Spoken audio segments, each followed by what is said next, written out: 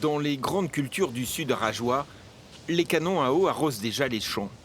À la mi-avril, une irrigation indispensable tant les sols sont secs en surface et les semis de printemps difficiles à lever. Alors ça, c'est dur comme du béton. Jérôme Laloux s'en inquiète.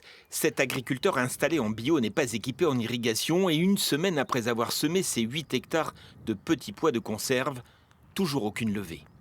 On trouve les pois qui sont vraiment dans le sec.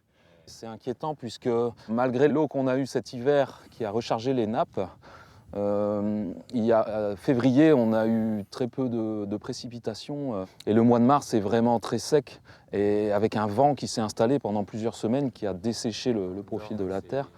Une terre sèche, mais à quelques endroits des germes apparaissent, à peine rassurant pourtant pour la future récolte. Malheureusement, l'absence d'eau, ça fait des levées hétérogènes.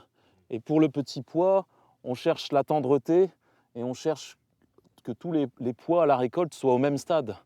Donc c'est déjà problématique pour la réussite de la culture. Dans le village voisin, les cultures maraîchères bio de Jean-Michel Sauvage. Là, j'ai arrosé.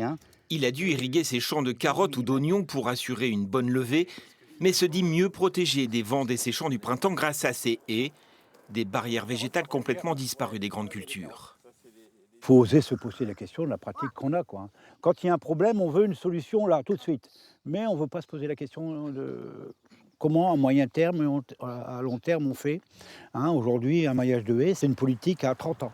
Même motivation écologique pour l'usage de l'eau. Jean-Michel Sauvage la pompe dans ce bassin alimenté par un petit forage sur l'exploitation, un bien précieux qu'il a partagé récemment pour booster les semis de ses voisins, agriculteurs conventionnels. On a arrosé des épinards à un voisin et puis du lin à un autre voisin. On ne dit jamais non, nous. On dit toujours oui, mais on aimerait qu'on se pose des questions de fond.